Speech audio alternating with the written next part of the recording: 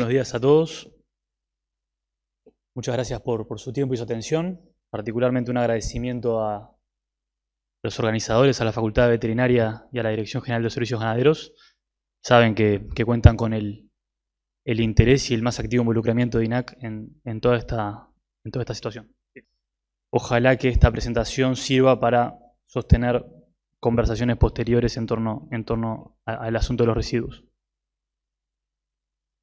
Bueno, sabemos que es un asunto absolutamente multifactorial, atravesado por un montón de elementos. Voy a intentar ceñirme a lo que es el funcionamiento de los mercados internacionales y cómo los residuos pueden afectar al funcionamiento de los mercados internacionales. Voy a intentar ser imparcial y decir las cosas como entendemos que son. Creo que nos hace bien a todos decirnos, digamos, las cosas sin tanta metáfora. Es posible que haya información imperfecta, no es que está todo publicado y es todo clarísimo, ni podemos prever todas las cosas que nos pueden llegar a pasar, pero bueno, compartamos información, intentamos ver qué tan lejos podemos llegar diciendo las cosas que sabemos. Como decía, un instituto de más de 50 años, con un positivo involucramiento público-privado, una relación muy transparente, creería, entre todos los involucrados. Tenemos un montón de sistemas privilegiados, todo el sistema de cajas negras que nos permite incorporar y manejar información. Tenemos también una interacción positiva con trazabilidad. Hay un balance de información positivo. Y también acompañamos a los exportadores en distintas ferias comerciales en el exterior. Entonces también conocemos indirectamente, pero con cierto nivel de detalle, la experiencia de exportar carne. Entonces con todo eso vamos a intentar hacer un poco de contexto y describir dónde estamos parados respecto a este tema.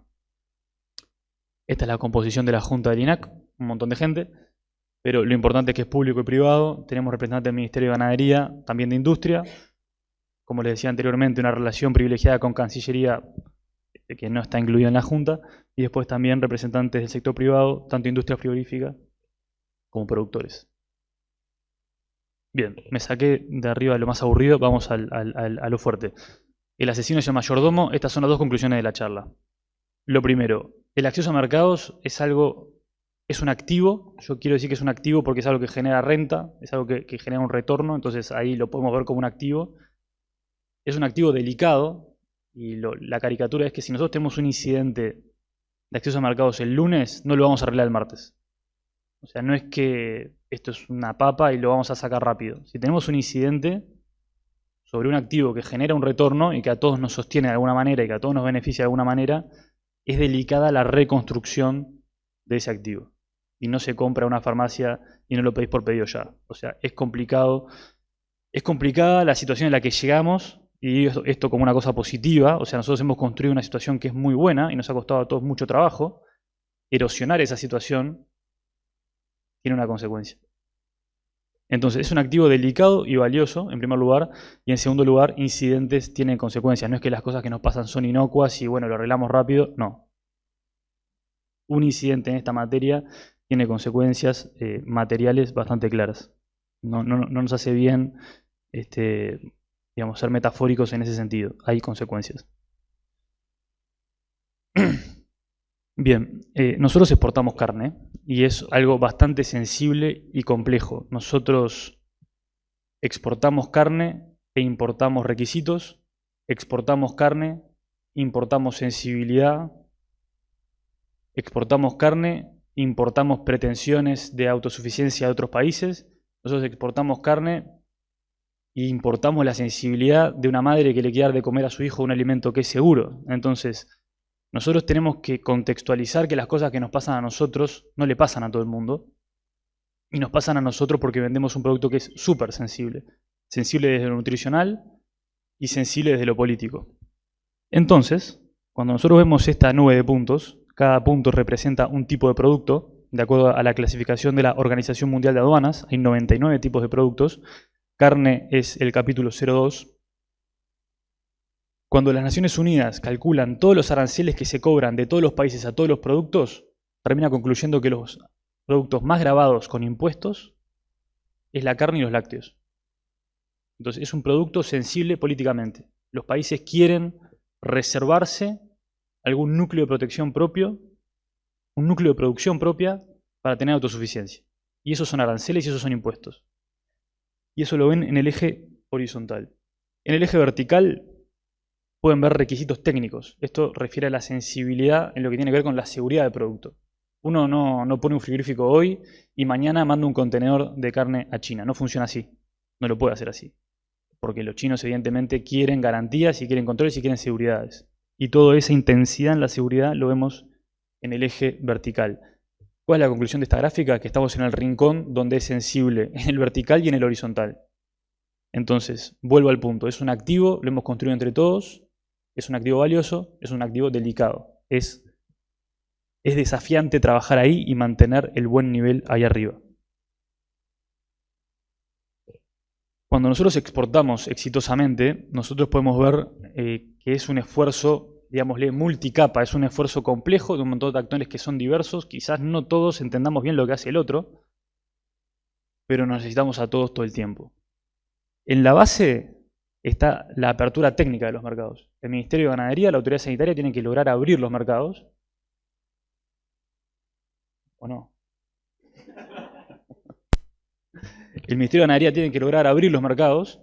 Después puede haber otro tipo de requisitos técnicos. Por ejemplo, si uno quiere atender a un público religioso particular, tiene que dar con el requisito kosher o tiene que satisfacer al requisito musulmán que se llama halal. O sea, hay un conjunto de requisitos que son binarios, 0, 1, que está en la base de la pirámide. Pero ahí no termina la experiencia. Uno tiene que lograr una condición arancelaria positiva, está compitiendo con países que tienen tratados de libre comercio bastante profusos. Los impuestos son importantes, evidentemente. Y arriba el marketing, sobre lo cual vamos a hablar un poco después. Pero a lo que voy. Nosotros precisamos que todo esto funcione a la vez.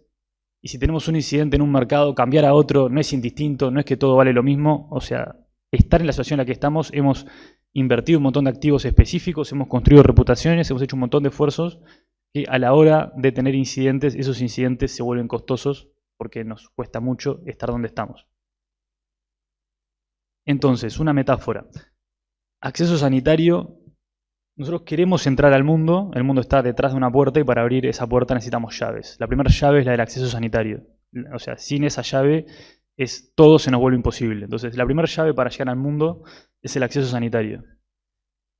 El acceso sanitario, entrar al mercado es un proceso de una alta complejidad. Esto podría profundizar servicios ganaderos perfectamente en detalle. Y esta diapositiva de alguna manera pretende ordenar algo que quizás nunca suceda así. O sea, porque cada apertura de mercado, cada caso es un caso. De alguna manera se puede definir esta etapa, este mapa de 12 etapas. ¿Cuánto demora esto? Sabemos cuándo termina, o no. Pero nosotros sabemos que hay mercados que se abren súper rápido. Podría poner como ejemplo El Salvador el año pasado, que fue un intercambio documental bastante sencillo y capaz que en 2 meses ya estábamos y nos salteamos un montón de etapas. Hay mercados que se abren en 14 años. Nosotros con Indonesia estamos trancados en el tercer eslabón hace más de 2 años. Con Vietnam estamos ahí hace más años aún. Entonces hay mercados que salen muy rápido y hay mercados que salen muy lento. Se pueden imaginar que a nosotros los que nos interesan son en general los que salen más lento, porque son los más exigentes. Voy a terminar el razonamiento. Son los más exigentes, hay menos competencia, llegan los exportadores más sofisticados, ahí se consiguen mejores precios. Entonces son como las dos caras de la moneda. No es que seamos masoquistas, que nos gusta lo difícil por lo difícil, pero hay un encanto por ahí detrás. Entonces, este proceso es engorroso, es complejo y de alguna manera tener un incidente nos obliga a reeditar este proceso. Nosotros afortunadamente zanjamos este proceso con la gran mayoría de los países. Hoy en día yo diría que con interés activo nos faltan 3, 4. Pero tenemos un montón de países abiertos que si nosotros tenemos una interrupción, algo de esto vamos a tener que volver a hacer. Con el tiempo que lleve eso, con el daño material que eso lleve.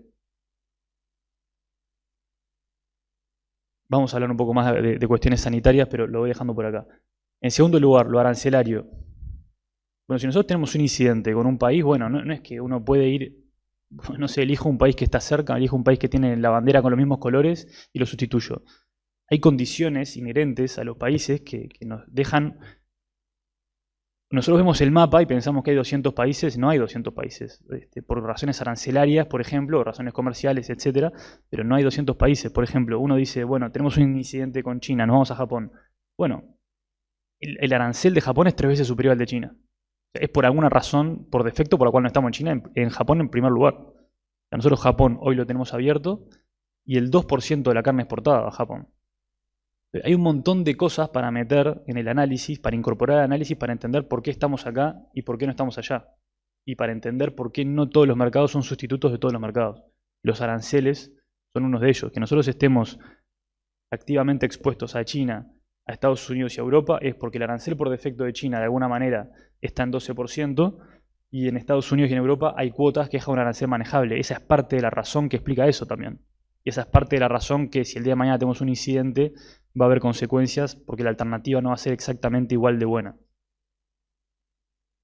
En tercer lugar, acceso comercial, digámosle metafóricamente, a el marketing. Nosotros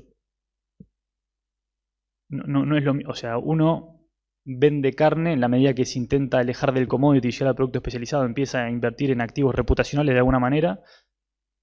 El elemento país de origen es importante, esto lo medimos en todos los mercados, pero este es el ejemplo de China. ¿Por qué razones los chinos eligen carne importada? Aparece en tercer lugar el país de origen como un elemento relevante. ¿Cuál es la reacción de esto? Que INAC en particular, pero los INAC del mundo en general, invierten de a millones de dólares en visibilizar la marca país en cada mercado. Entonces, por ejemplo, en China nosotros tenemos el 40% de nuestro presupuesto de marketing hace varios años. Son millones de dólares anuales invertidos en activos reputacionales. Si nosotros tenemos un incidente en este mercado y vamos a un segundo mercado, ese activo reputacional no le podemos dar por descontado que va a ser el mismo. Y esto que aplica a nivel país, aplica a nivel corporativo. O sea, las empresas también hacen su esfuerzo para presentar a sus empresas, para presentar a sus marcas, para generar relaciones con el consumidor final, relaciones con el importador. Nosotros tenemos empresas que son familiares, que quizás haya una tercera generación ahora mismo en la administración que le están dando una tercera generación de un importador. Entonces, nosotros no podemos tener la inocencia de pensar que vamos a encontrar eso en todos los mercados y que eso se sustituye el lunes para el martes. Bueno, y acceso técnico como una capa más de complejidad para entrar a los mercados. Está en los temas religiosos, hay normativas medioambientales que pueden ser obligatorias o todavía no, o puede ser un requisito del importador, puede certificarse a nivel oficial, a nivel privado. No quiero abrir todo este abanico de complejidad, pero quiero reforzar y volver al punto de que no todos los mercados son iguales y que hay un valor específico en tener cierta experiencia y haber desarrollado cierto expertise en atender a algunos clientes. Ese era el primer punto que quería dejar. El segundo punto, respecto al potencial impacto de los incidentes o consecuencias de los incidentes, me quiero detener en una cuestión que es como la simetría de la situación que tenemos nosotros con los mercados. De vuelta voy así brutalmente a la conclusión. Para nosotros la exportación y para nosotros los mercados de importación son fundamentales y los necesitamos como el agua. En sentido contrario, quizás nuestros clientes puedan vivir sin nuestro abastecimiento algunas semanas, algunos meses. Eso también lo tenemos que tener claro. Y respecto a las dinámicas, algún comentario final sobre cómo podría funcionar hacia adelante un incidente en el lamentable caso de que lo tengamos. Primero, reforzando el punto que decía Lady, Uruguay exporta el 80% de lo que produce. Entonces, cuando nosotros tomamos referencias y nos comparamos y leemos prensa extranjera, por ejemplo de nuestros vecinos, no nos podemos olvidar que ellos atienden al 80% de su producción en el mercado interno, al 70% de su producción en el mercado interno. Entonces, si ellos pierden un mercado, no pierden el otro 30% y de repente con el mercado interno y otro mercado capaz que arreglan y no se nota tanto. Nosotros estamos bastante sobreexpuestos a la exportación y la capacidad de absorción que tenga nuestro mercado interno de atender incidentes es más bien acotada. Y esto no lo podemos perder de vista. Nosotros sí tenemos decenas de mercados abiertos y es logro de todos, particularmente del Ministerio de Ganadería, de los privados, de los frigoríficos. Es una situación notable.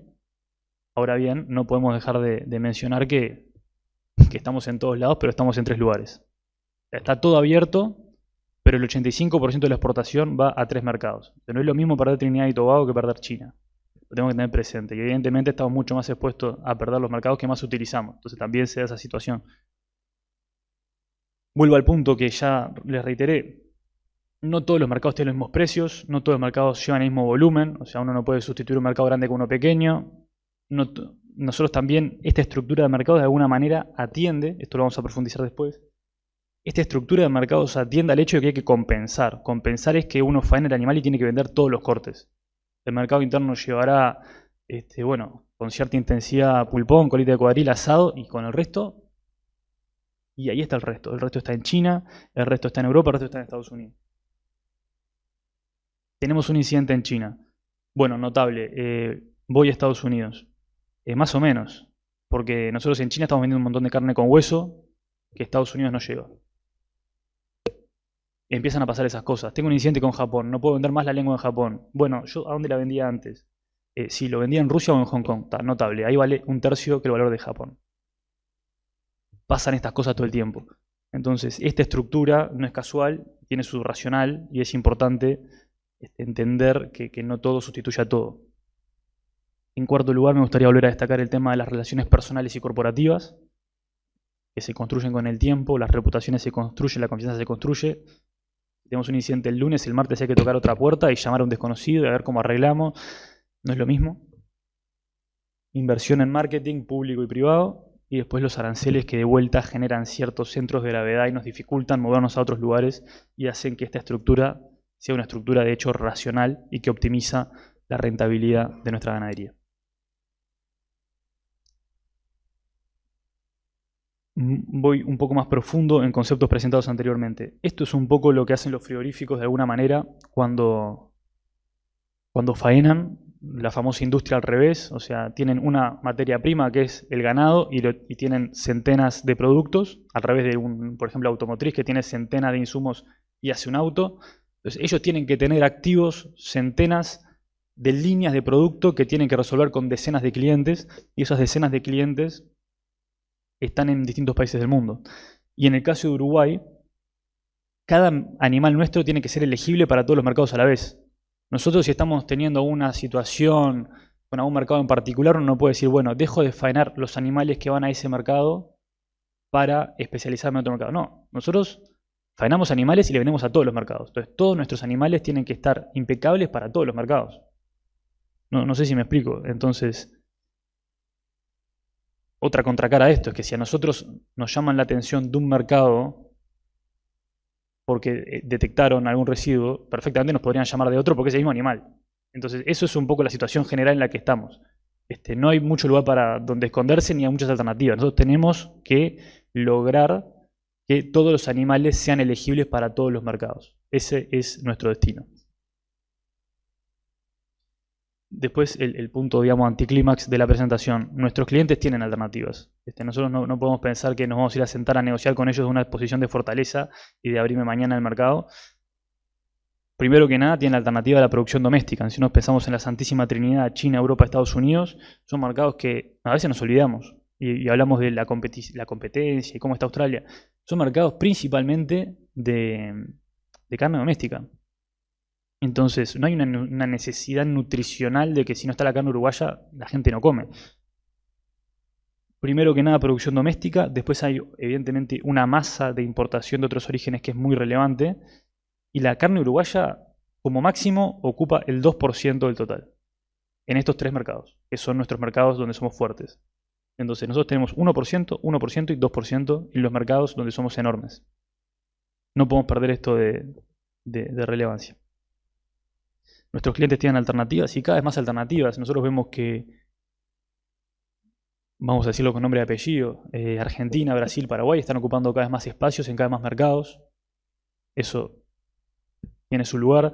Nosotros vemos que la cantidad de establecimientos que pueden exportar carne a China en América del Sur se ha duplicado en los últimos 5 años. Uruguay antes tenía 20, 25 establecimientos habilitados cuando había 70. Nosotros ahora tenemos 20, 25 establecimientos habilitados cuando hay 160. Todo esto hace al contexto de la toma de decisiones de todos los involucrados. Bien, para terminar, ¿qué pasa si perdemos un mercado? Primero, vamos a hablar un poco de cómo funciona el negocio de la industria de los frigoríficos, que es el eslabón que nos conecta con el exterior. Esto es de alguna manera información que presenta la consultora Exante, lo presentaron en el Prado este año. De hecho, fue una consultoría contratada por las cámaras de la industria frigorífica y por ADIFU, tomando la información de los balances auditados de los frigoríficos, Auditoría Interna de la Nación. Nosotros vemos que los frigoríficos tienen ingresos, evidentemente hay gastos y hay una rentabilidad. ¿no? Esa rentabilidad, vamos a decirle EBITDA, que es una sigla en inglés, es una rentabilidad operativa, llamémosle. Una rentabilidad de ventas menos costo de ventas. No estoy contando los impuestos, no estoy contando los intereses, porque no me quiero detener en si un frigorífico está con un beneficio impositivo, no me quiero detener si un frigorífico se financió internamente, no me quiero detener. Esto es operativo. Y el resultado operativo de un frigorífico que tiene ventas por 100 es que tiene un resultado operativo de 3. Y con ese 3 tiene que pagar los impuestos, tiene que pagar las deudas que haya contraído para ser quien es, tiene que amortizar, tiene que hacer un montón de cosas. Entonces es 3, o sea, lo que el empresario de la industria frigorífica en un año promedio, los últimos 20 años, es una cifra menor al 3%. Referencia. ¿Qué pasa en el resto de los gastos? Por novillo tipo, que es un indicador que publica INAC, nosotros sabemos que la parte del león de los otros gastos es la hacienda. Eso lo sabemos con claridad, está publicado todas las semanas. Los otros gastos no son públicos. Se maneja indicativamente que el principal gasto de la otra categoría es remuneraciones y masa salarial. ¿Tá? Entonces, ahí están los tres jugadores. Está la hacienda, remuneraciones, masa salarial, los trabajadores, rentabilidad de la industria frigorífica, en la columna de la derecha, en la izquierda, los ingresos como un bolsón genérico. ¿Qué pasa si se pierde un mercado? Vamos al escenario que un establecimiento tiene un incidente y un mercado de importación suspende a un establecimiento. Si suspenden un establecimiento, ese establecimiento tiene dificultades para comercializar algunos productos del animal que vimos anteriormente, que tenía banderitas de distintos colores. Bueno, hay algunos productos que ya el mejor mercado lo perdió. Eso hace que su columna de ingresos caiga. Sin embargo, la columna de la derecha puede ser que no se mueva mucho, porque en el mercado de Hacienda y los otros competidores de este frigorífico tienen todos los mercados abiertos, podrían mantener su poder de compra en la Hacienda. ¿Se explica lo que estoy diciendo? Entonces, si hay 20 frigoríficos en Uruguay, 20 establecimientos, y hay uno de esos 20 que se queda sin vender al mercado X, ese uno de 20 tiene que ir al mercado de Hacienda a pelear con una mano atada a la espalda. ¿Cuál es el destino de ese frigorífico? Vemos que se puede extinguir la parte verde y después tiene que elegir si trabaja pérdidas unos meses para atender a los clientes preexistentes o si de hecho interrumpe su actividad. Si interrumpe su actividad, ¿qué pasa? Supongamos de vuelta que hay 20 establecimientos y que, simplifiquemos, todos los establecimientos tienen la misma faena. Todos los establecimientos tienen un 5%. ¿Cuánta gente trabaja en ese establecimiento? 300, 400, 500 personas. Efecto directo, indirecto e inducido. ¿Qué pasa en ese pueblo del interior donde se el frigorífico? ¿Qué pasa con el supermercado?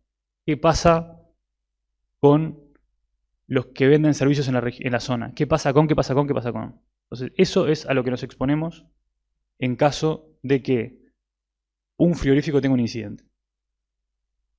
Escenario B, suspensión país. Todo el Uruguay se queda sin un mercado. Ahí la situación del frigorífico peleando con la mano en la espalda no es tal porque está todo el mundo en la misma situación. Se genera una, digámosle, democracia. Todo el mundo vuelve a estar en la misma situación de vuelta. Bajan los ingresos, baja la columna de la izquierda. Hay que ver cómo se acomoda la columna de la derecha. Y de vuelta, hay tres candidatos. Tenemos a la industria frigorífica, a la hacienda y tenemos a los trabajadores. Entonces, ese es el tipo de cosas a las que nos exponemos cuando hablamos de suspensiones a nivel país.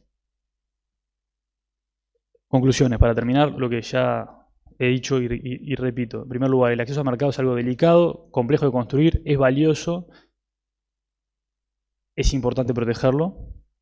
Y en segundo lugar, los incidentes no son inconsecuentes, los incidentes efectivamente tienen consecuencias que sería positivo poder evitar. Muchas gracias.